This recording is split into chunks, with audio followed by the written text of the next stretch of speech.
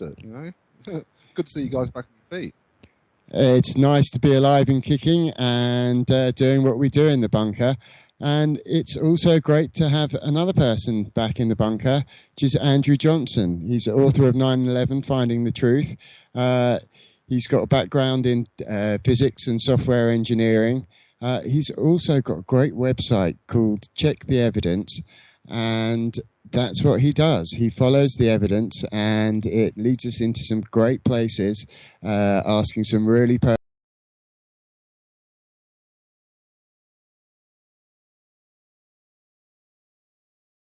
Always good to get invited back. And since we've seen you in July, has there been anything that you've been working on particularly? Well, just sort of various things, really, keeping tabs on various things. I can't think of anything in particular which that I've been, really sort of doing new stuff on. One thing I looked at was, or one thing I put together recently was a booklet about the Star Child skull, which I did that because I went to the UFO Truth Conference and I was able to give out some stuff there, and that was actually quite good because there were a lot of people there, and so I was able to sort of introduce a few people to, the Where Did the Towers Go books. A few people got hold of copies of that, and and various other DVDs that I've got with some of the, even some of these topics we're going to be talking about tonight on, so that was a pretty good event. Yeah. And that sounds very, very interesting. The Star Child skull is it's an exceptionally interesting and anomalous piece because it's as far as I understand, it's definitely got the DNA that's showing it has a human mother, but the rest of being able to piece together exactly the origins of it are quite exceptional. Yeah, I mean, there was some update on that original thought process because they had more DNA tests done. It was thought originally it might be a hybrid, but the latest DNA tests seem to show that it's probably not a hybrid and it is actually a complete, non-human, basically. Because it has 40% of the bone density of a normal human being, and there's also some veins that look like they're running through it, which are rather unique. Yeah, I mean, there's a number of anomalies, that it's got, both with the physical side of things and with the DNA. And as you mentioned, it's actually fibers rather than veins.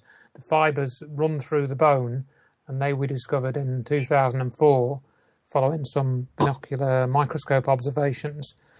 And so things like that do seem to indicate this is not mammalian bone. It doesn't seem to belong to any, sort of known human line or anything like that. It is quite alien. And the DNA tests seem to show that the DNA is probably something like 50% similar to human DNA, which compares to, chimpanzees, which I think are 98% the same as human DNA. So, you've got to ask yourself what the hell is going on with that. And of course, with DNA testing forever getting more advanced and more accurate and more capable in our understanding of DNA and our ability to map DNA sequences, it's definitely a subject that's going to be worth keeping an eye on to see how it develops, because there's a number of unexplained questions there. Oh, very much. But the problem is funding, to get the further tests done. I mean, it's pretty impressive what they've managed to achieve. But the starchildproject.com, if you go to that website, you'll see all these findings. And there's a video which I recommend people watch. It's called Star Child for Dummies, and it's 15 minutes long. If you watch that, which Lloyd Pye did about a year before he died, that will give you a good overview of why the skull is so important and interesting. And Lloyd Pye presents a very, very good synopsis of that, as he does in quite a number of different areas. So he's worth looking out for. Absolutely. And with science advancing, also medical science is an area that we didn't manage to cover last time you were on, which is with ever more technology, I guess, being used in medicine, and also many more drugs. Now, you've looked into this subject a little bit, and the healthcare in this country, we have the NHS, but healthcare is also a major business as well. And there is an interesting conversation to be had in reference to whether healing should be for healing or whether healthcare should be for profit. So yes. where do you view the cutting edge of that discussion? Well, I think going back to the difference between the UK and the US, for example, where you've got the healthcare system working in different ways, I think the bottom line is really it's just what the source of the money is. With the health service, it goes through government, and in the US, it goes through health insurance companies typically, with maybe a bit from government. But I think the end result is the same, that we have pharmaceutical companies, making drugs for various sort of illnesses or treatments, and they make money out of these drugs.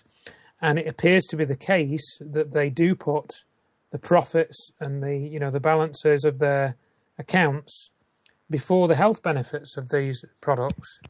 If you look into particularly things like drugs that are used for chemotherapy, which are hugely profitable, and the pharmaceutical companies really want to sell these. And in the US, I know that these drugs are often promoted because the organisations that are selling them to the patients or pushing them onto the patients make a lot of money out of them. And that's interesting, Andrew, because when you think about that, so we get to thinking about the fact that these medicines are creating a huge amount of profit. And that leads us to whether or not they're invested in a cure or invested in long-term illness, doesn't it? Of course. And talking of the health issue, really, the main one, as I see it, which is totally corrupted, is cancer. And I started to learn about what you might call the cancer business, and it is a business. I started to learn about this, I think, around about 2004, 2005. And there's a very good book that I recommend people get hold of called Politics in Healing by Daniel Haley, and that was written in year 2000, and it's got the foreword to that book is written by Senator Berkeley Bedell, who he contracted cancer, and he was one of the fortunate ones that he got given information, or he was able to research it for himself, which showed him that the traditional treatments for cancer that are offered, in the mainstream hospitals are really, really not that good. In fact, they're highly dangerous and often fatal, when you get past a certain point. So he opted for, alternative treatments. I can't remember which ones he took up at the time, but the book Politics in Healing, there are, I think, about something like 15 chapters or something in this book, and 8 of them are about cancer. And they document how, for example, one of the best chapters in it, I think, which is perhaps the most informative, is the story of Harry Hoxsey, who was an American guy his father had developed a kind of like a salve, a paste, which was put onto external cancers to treat them. And this was kind of a family secret. But Hoxsey, took this up and he started treating people. This was back in the 1930s, and eventually, over the years, he ended up setting up a cancer clinic. And I think I know he had one in Chicago, and it was quite a big clinic. He was arrested multiple times, wasn't he? He was. Yeah. That's right. And there, you can watch it. You'll find the story of this. Not that many people seem to know this story, and I recommend that you watch When Healing Becomes a Crime, the story of Harry Hoxsey. And as you said, he was put into prison. He started off, and he had this cancer clinic, and then they tried to arrest him for practicing medicine without a license, and they did arrest him, and they put him in prison. But the story goes that the prison where he was held, they had to let him out because people kept coming to him and giving him food, and bringing him presents.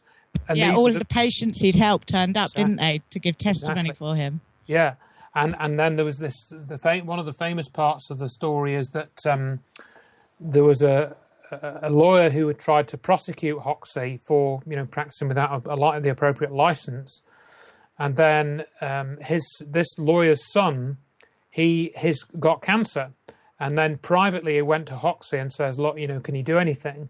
And Hoxsey treated his son, and then this lawyer became Hoxsey's defense lawyer after this event. So, and it's a whole story, and it's all in the court records as well of the time, and you can go and if you know to where to look for these, you can go and look them up. And they even admit in the court record that the head of the FDA, who was called Morris Fishbein, I think, or Fishbane, he admitted in court that the Hoxsey treatment was effective for treating skin cancer, external cancers. That's right. They said we're here to discuss internal. We're not saying it doesn't work on the external, didn't they? You obviously know the story well. That's great. Yes. So this was in the 1930s, for heaven's sake. So this is 80 years ago almost. And here in the UK, we have, since the 30s, since 1939, I think, we've had the Cancer Act, haven't we, which prohibits people. Correct, from, and that has been used as well. I've read of a couple of cases where people have been convicted, and ordered to pay fines, stopped from being practicing or selling whatever they're selling, thrown into prison. I don't know if anyone's been thrown into prison, but maybe not. But nevertheless, that has been used. Literally, you're not allowed to recommend any treatment for cancer that hasn't been authorised by the government, basically, or Big Pharma. Much. Yep. Yeah. If you're not part of the medical profession, then you're not allowed to claim that you can cure cancer or anything like that. Else, And see how fast you get blocked off of Facebook as soon as you provide any anecdotal evidence or stories of like any alternative cures. It's quite incredible at the moment. Yeah, well, I've not had that experience on Facebook. I mean, I've put stuff about cancer on Facebook and it stayed there. But then again, how many people see it, compared to, last time I went to the cinema, on one of the rare occasions I go. I think I've been about twice in the last 3 years. And the last time that I went, we ended up with the commercials at the beginning. And one of them was going on about cancer. And I've never seen a cancer commercial, for a cancer charity or one of these Together We'll Beat Cancer or something, or one of these charities or one of these initiatives. I've never seen that at the cinema before, and it's one of these things which is, it's horrendous. It's in your face nearly every day. It's on the news every day, the charities collecting in the street, and the Cancer Research UK charity has been going for 100 years, and they're still asking for money to find a cure to cancer. I mean, wake up, people. And when the behaviour of some pharmacy companies also brings into question whether they're actually looking for cures or whether they're just looking to manage people's illnesses. Because I know that GlaxoSmithKline have been in trouble for bribing doctors in Poland and in China to prescribe drugs that there wasn't a need for to patients for incentives. And so if you have pharma operating a little bit like intelligence agencies operate with their public relations teams, if you have Big Pharma taking that sort of private security intelligence line and, like I say, creating customers by identifying the groups of people that they need and financially inducing them to prescribe medicine that isn't required, that can build up dependency. So do you think that's a factor also in the way that definitely, Big yeah. Pharma... And I think it's even worse than that, because I've heard of cases where chemotherapy is prescribed for people that don't even have cancer, And very recently, you may have seen a posting on Facebook by Catherine Clark, and she's an NHS district nurse, and one of her friends was diagnosed with I think it was a form of lymphoma cancer. And I've met both these ladies actually, and Christina was diagnosed with lymphoma cancer, and she then took hemp oil, and she went on a low carbohydrate diet, and this basically got rid of the cancer over a period of months, and she was given the all clear. Yeah, even when she had the all clear, the doctor that gave her the all clear says, well, I think actually the cancer might come back, so you better go on and have some chemotherapy. Yeah, using it as prevention as well as a treatment. Yeah. And in terms of hemp and hemp oil, I know that the Dark City Cannabis Compassion Club have been doing an awful lot to open those opportunities for people who do have a particular ailment and are looking to see how many options are really out there that can help them alleviate their own symptoms. Well, that's great, and I think that's the more of that, the better, really, because, and I think there's some sign that a little bit of that is beginning to break through. And one of the major issues as well is that to actually be able to trade in any kind of herbs or natural remedies in this country, the qualification process is now extreme, isn't it? Well, I don't know the details, but I've heard about, this Codex Alimentarius and all of this, that shut a lot of people down or made it much, much more difficult to carry on doing what they were doing, yes, relatively easily. And the training for the qualification is way longer than it is to become a surgeon or anything. I think so. I think to become a qualified herbalist... 12 years as far as I know. Really? Yeah. Which is longer than a brain surgeon or about comparable. I may be wrong on that. I haven't got the facts in front of me, but I believe it to be, 12 years study. And it's at a similar time that a certain amount of restrictions were put in on natural medicines and natural herbs to be sold to the public directly. Which is often what pharmaceutical companies use and synthesize to create some of their medicines. Yes, absolutely, and they just want to patent a process or patent a substance based on a herb or something, and then just make hundreds of millions and billions of dollars out of it. And this is.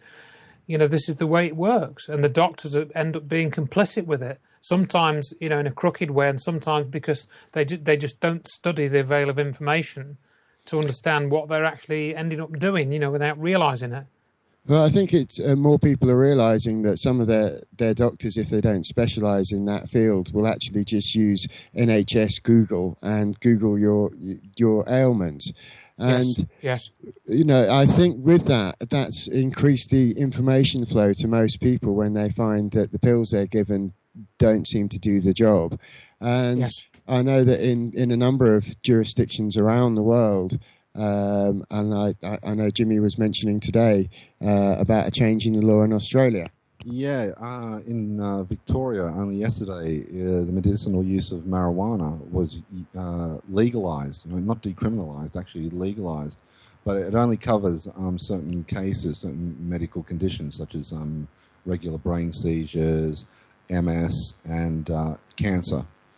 And good. And also next Monday, I believe there's a vote in Parliament. I know there's a number of people who are very concerned about the possible potential medicinal effects of that. Having of cannabis being open to the public is being debated in the House of Commons next Monday. And I know there's a number of activists who feel very strongly about that, who are meeting at Westminster. So if you'd like to ensure that young children who have gone abroad and used CBDs and marijuana and hemp extracts to alleviate their conditions, but they come back to Britain and these young people can't alleviate their symptoms because we have an alleged drug war going on, and hopefully we'll be able to have a proper discussion in the House of Commons, courtesy of the, I think, 200,000 plus people who informed themselves and signed a petition to push through that debate. So in some ways, I think people are becoming more empowered with more information that's that's out there. Do you see people wanting to pay a more active interest in their health and how they're treating it, and with such things as looking after their children, vaccinations? Well, I think there's certainly some of that. It's not something I'm exposed to. It's actually probably my wife that would see that more than I would, because she actually works for the NHS. You know, she's in intensive care, or it's now called critical care. Actually, they change everything. So hopefully it is, yes. But I mean, two of the stories that have come onto my, or two things that have come onto my radar screen are where I live, which is just outside Derby.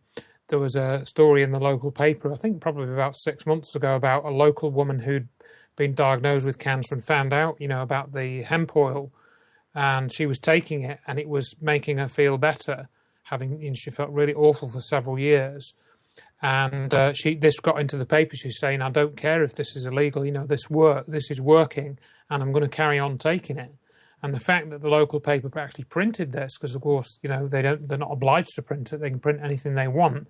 I thought that was certainly interesting. And then just up the road, I walk along the canal path here, and this was probably a year or two ago. There was a junction box for telephone cables or something, and somebody had written on it, THC. And all the a little blurb about cannabinoids, they'd written this in a sort of permanent marker, So I was interested to see that people are just going out in the streets and writing this as graffiti sort of thing, and it's great, So hopefully there is some development there. Well, like as soon as it becomes classified or, associated with medicine, it's no longer a legal issue. It's a human rights issue, isn't it? Yes, that's true. That's true. And it's just shocking, really. That all these cancer charities are going out daily, raking in hundreds of millions of pounds, and it's really just going into essentially either a pharmaceutical company or some other black hole. And all of these charities, they're helping to raise funds for someone to, look for a cure for cancer, but not find it. If you see the distinction.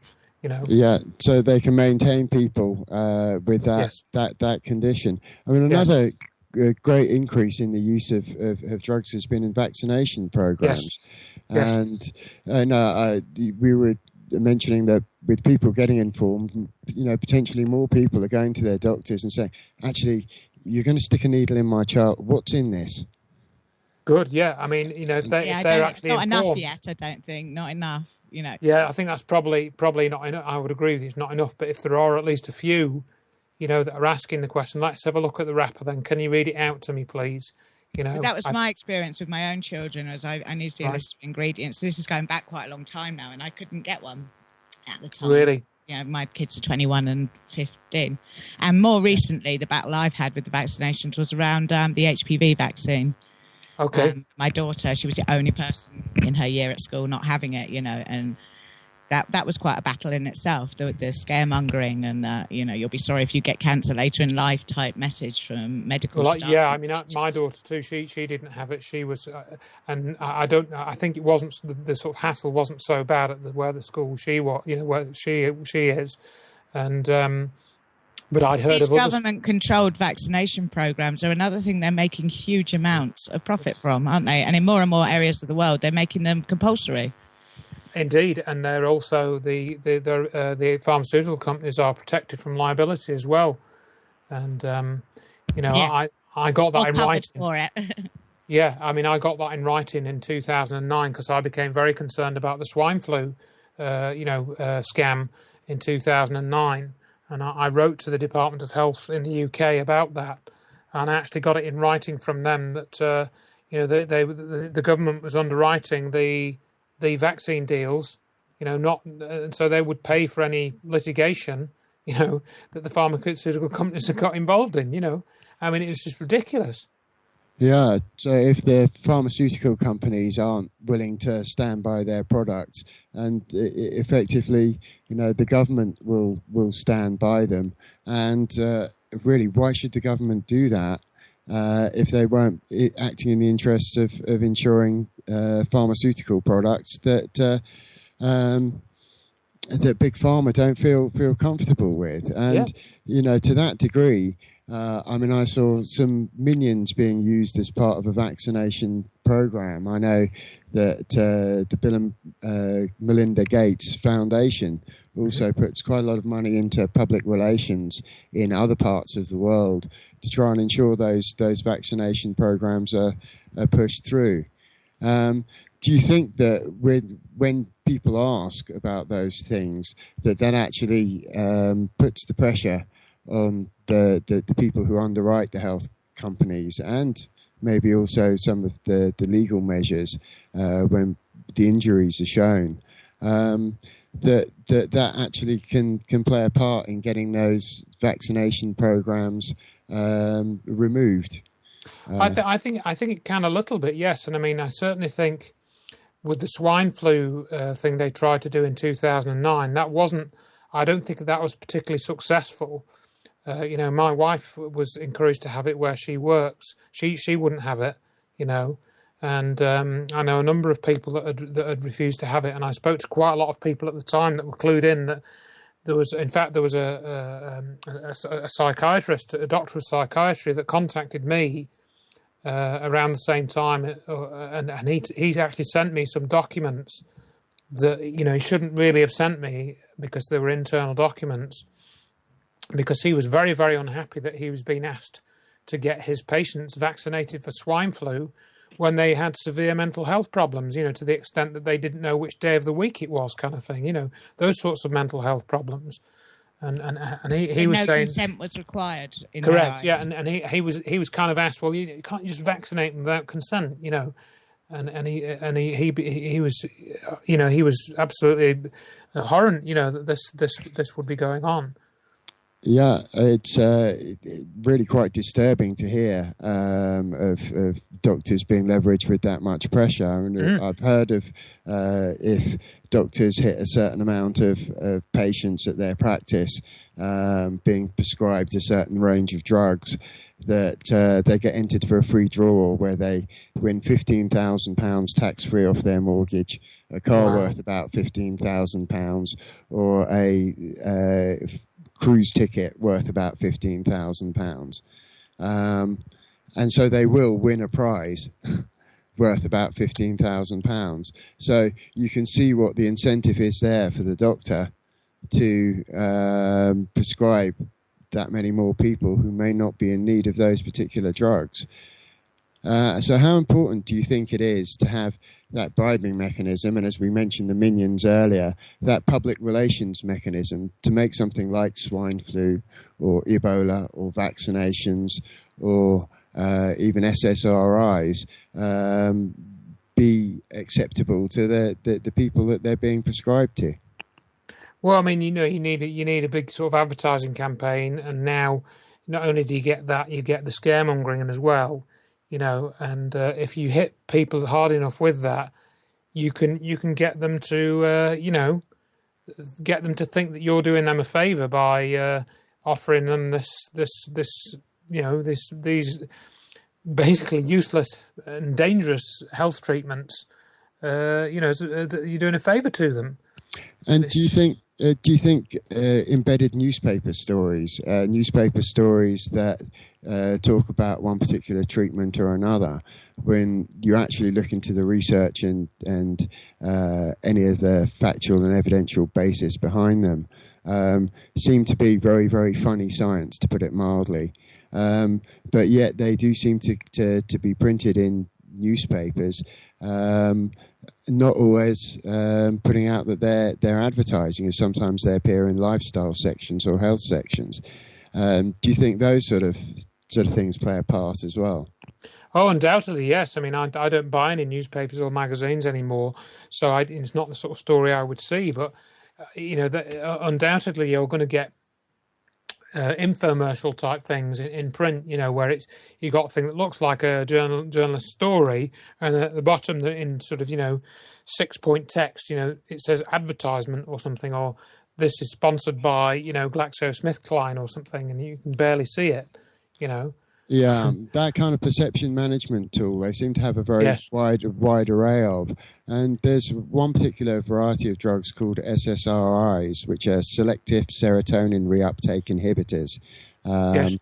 And those are quite widely prescribed. And on some occasions, people can use them and find them very useful to as part of their recovery. Also, in a number of other cases where they're not so successful and have some very adverse effects. And in terms of those particular treatments as well, when they've gone through for approval, they've usually been done in conjunction with some form of therapy. And it seems that when they're actually prescribed in practice on the strength of being passed through trials in association with other forms of therapy, that they're actually being prescribed with no support at all. So do you think that's a factor? Because obviously the pharmaceutical companies make more from selling drugs, and junior doctors are having their wages cut by 30%. So there's more accent on the drugs rather than the people who can help support and treat people. Oh, sure. And I mean, this whole issue of treating people for things like depression, a lot of it is done with various drugs.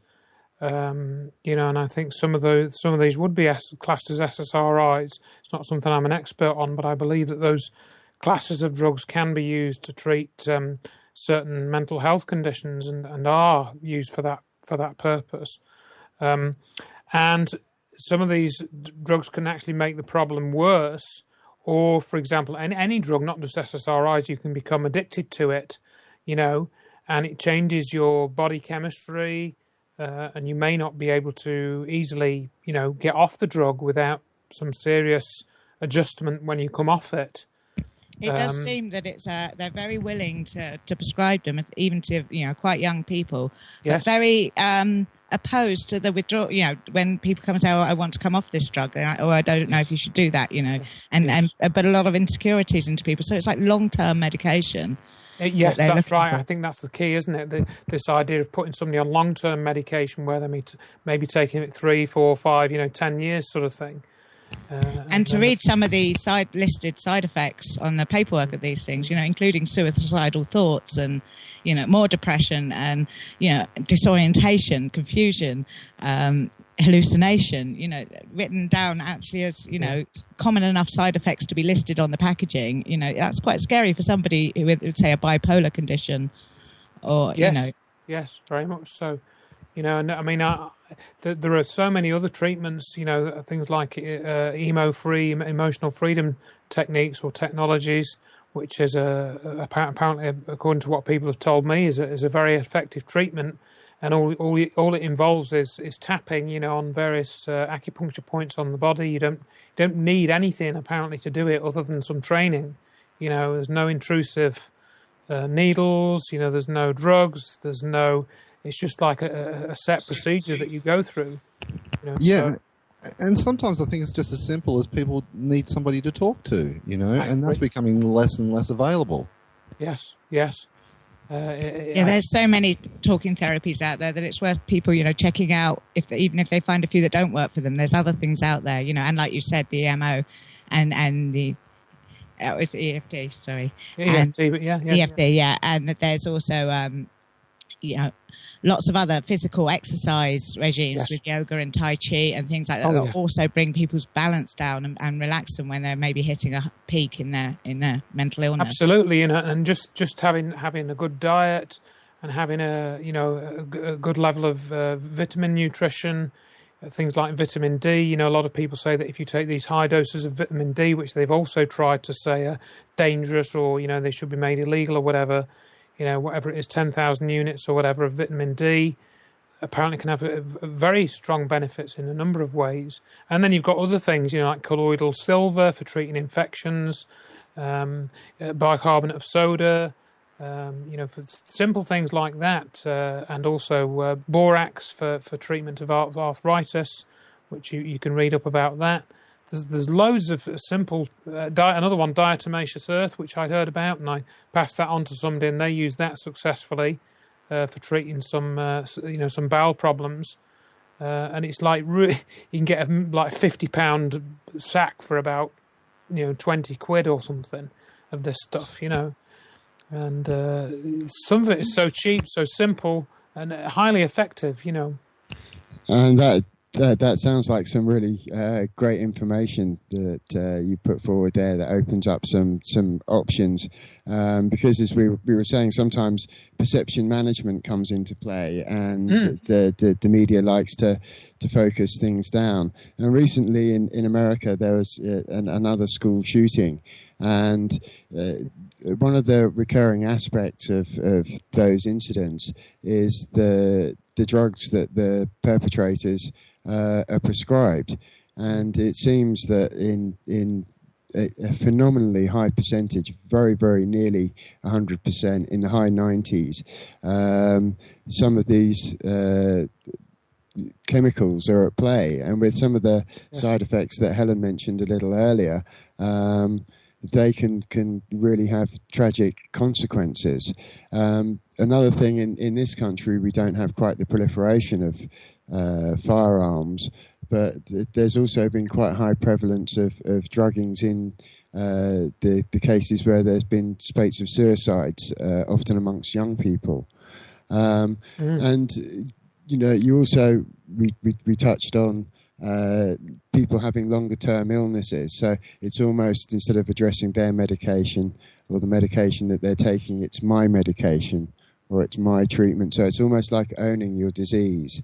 And do you think perception management has an effect in why that's often not talked about as much as, for instance, gun control or Facebook bullying in the terms of the suicides? Well, I think there's been the thing with the shootings. Yeah, there does seem to have been some, effort to cover up the link to various drugs that these people who have done the shootings and so forth have been taking. I mean, sometimes it's come out; it hasn't been completely covered up. But it was the same apparently with the Sandy Hook killings. That I know a lot of people have claimed that they never happened. And no one was killed, and it was all like a complete staged event. But I'm not sure if that's correct. Certainly, something extremely weird happened there. But it was said that the gunman there, was also on this type of mental health medication, and it does seem to come up in a lot of these cases that they've been on antidepressants or some other type of medication. And is there a link? Well, quite possibly.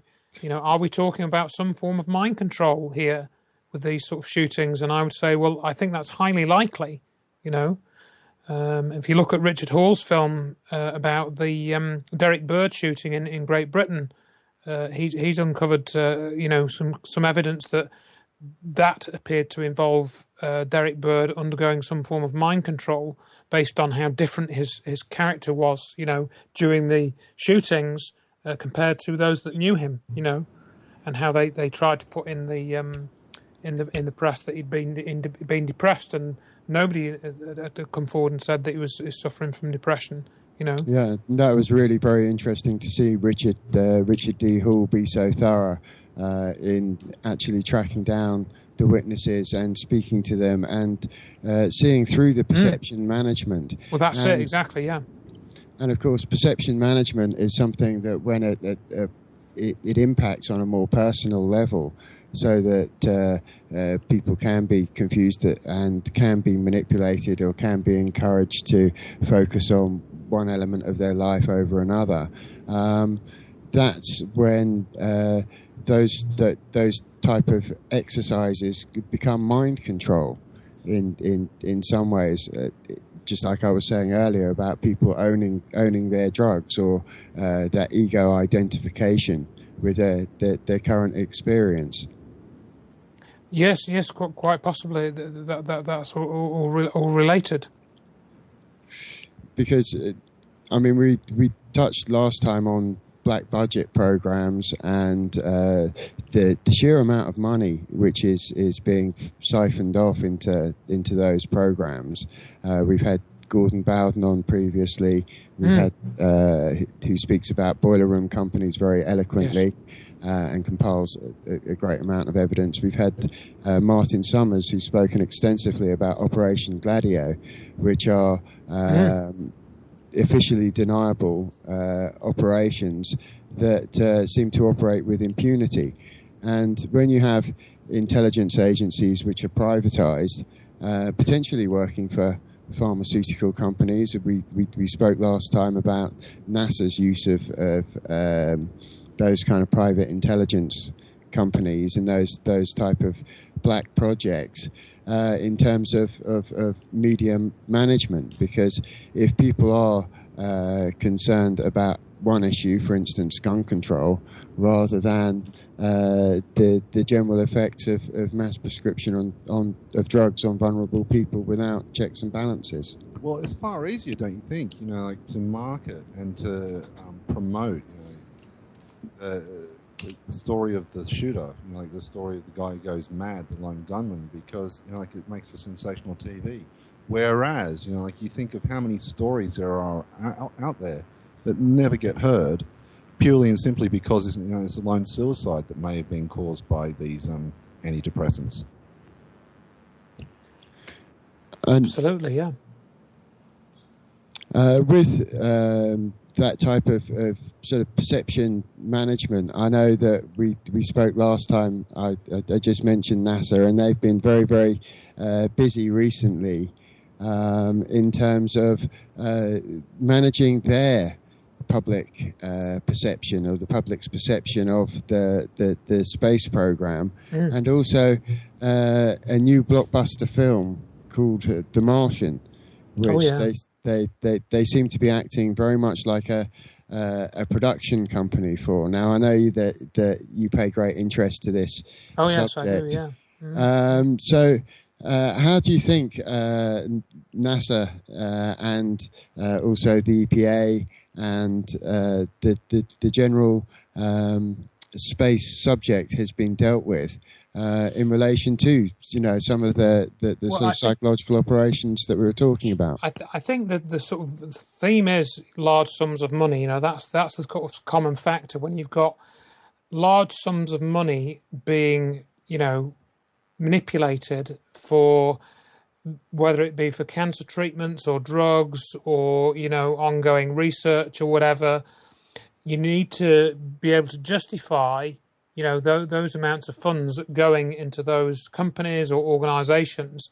And I think it's the same with NASA, really, that they need to justify their funding and keep the money flowing in, to keep that organization being able to manage the public's perception of, for example, space research, or in the case of cancer charities, they're involved in managing the perception of health research, at least in relation to cancer.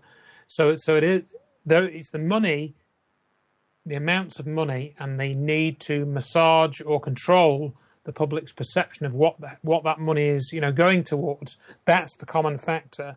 And as you say, with certainly with NASA, I've just been asked to do a little talk on this for the local club that I go to every now and again, which is actually a UFO club, but they cover other things as well. So I've just been, literally just today, been putting together a little bit about this latest announcement. And for those that are not familiar with what Fabrice was saying, what's happened is there's been this announcement. They I think it was about just over a week ago. They said, there's going to be this big announcement from NASA next week, and you should all better get ready for it. It's about Mars, blah blah blah, And then they said, we've discovered liquid water on Mars, and I kind of laughed, really, because I think a lot of people who tuned in to you on the Bunker Show last time you were here probably also had a big laugh, because we've mentioned how many times NASA have had a big hoo-ha about the same discovery of water on Mars. Right. Well,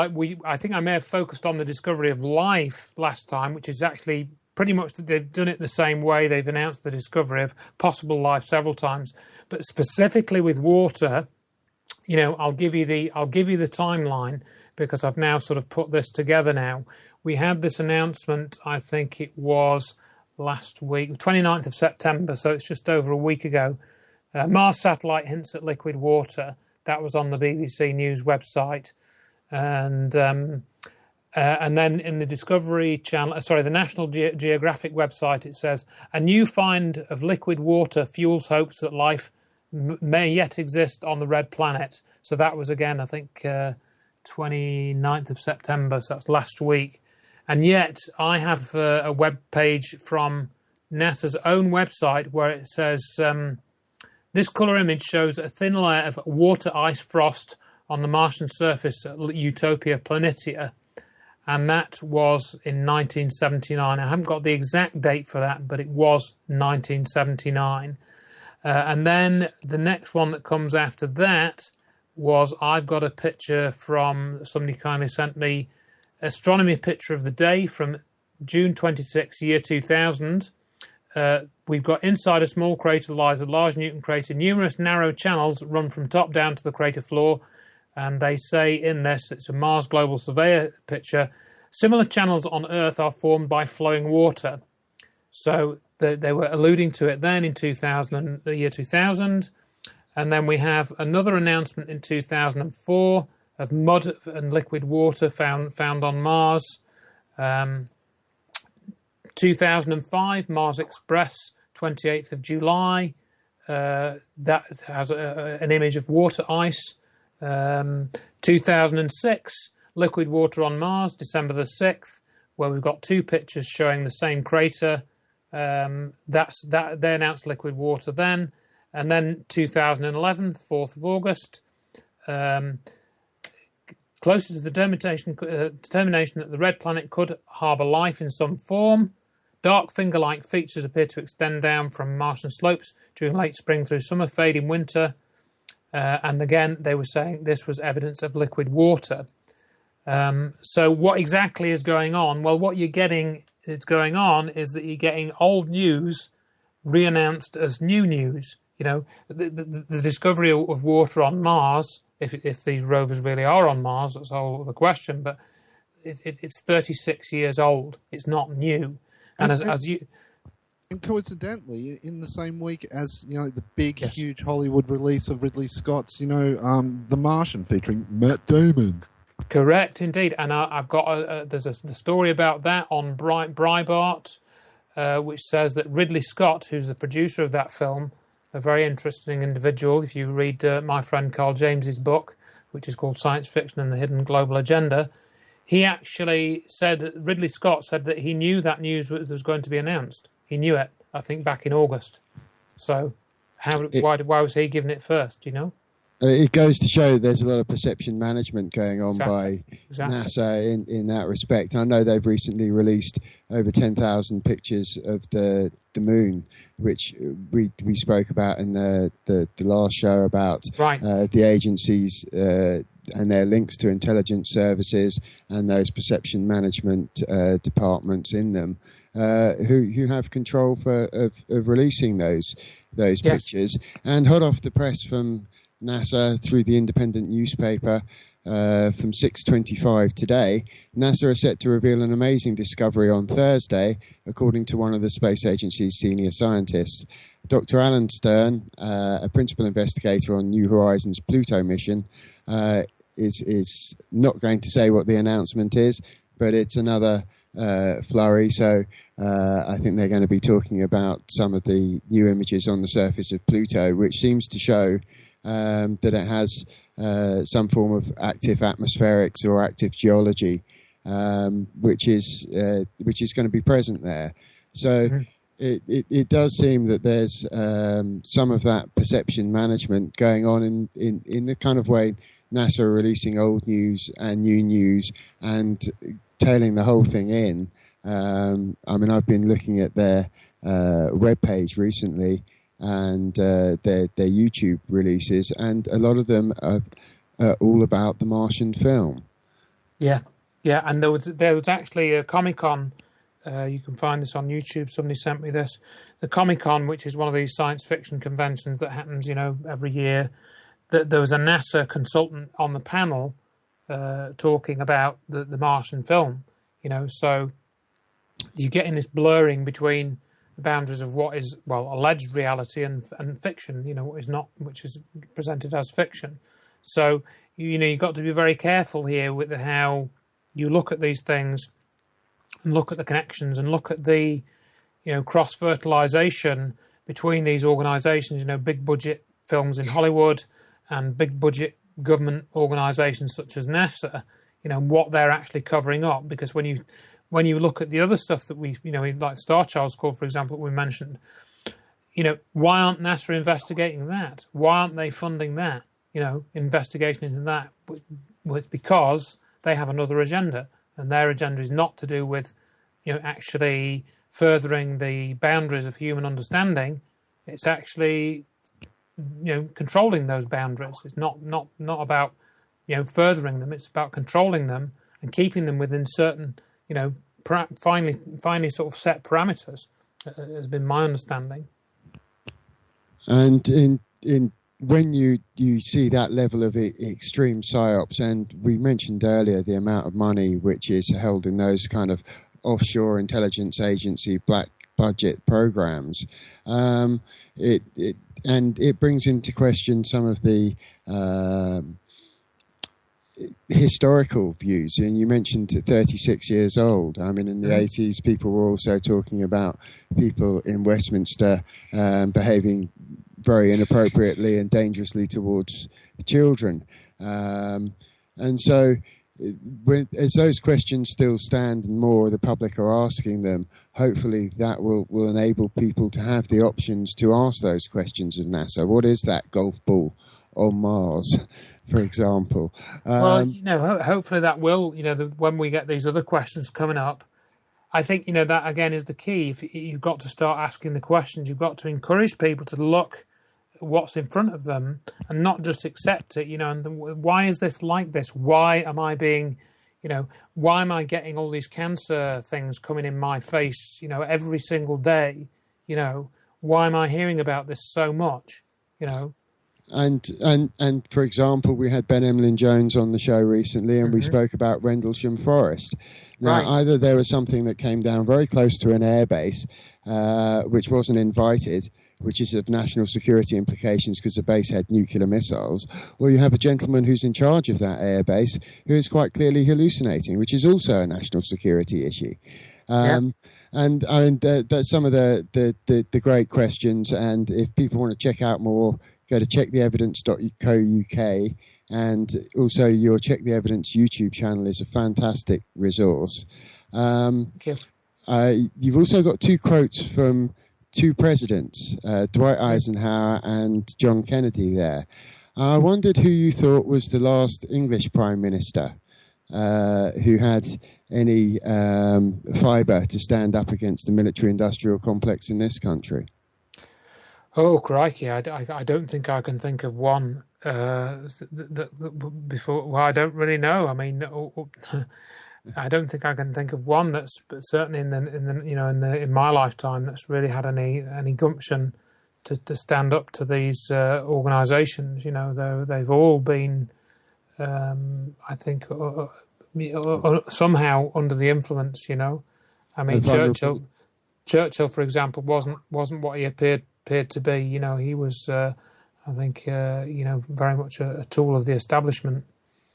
Okay, well, we're just about out of time, Andrew. You're at Exopolitics on the 18th of October, and I think you've got another talk coming up the week after that. Could you tell our viewers where they are? Sure. Well, I've got the Exopolitics in Leeds on the 17th of October, and it runs to the 18th, but I'm going up to Newcastle on the 18th for another talk to a small group there, and that's listed on my website. Okay, well, we're pretty much out of time at the bunker, so thanks for joining us, Andrew. And yeah, thanks for that, Andrew. That was brilliant. Thank you very much. Good conversation. Thank you. It was great talking to you again, Andrew. And again, you guys. We're only touching the tip of the surface. And coming later, we've got the Dark City Cannabis Compassion Club.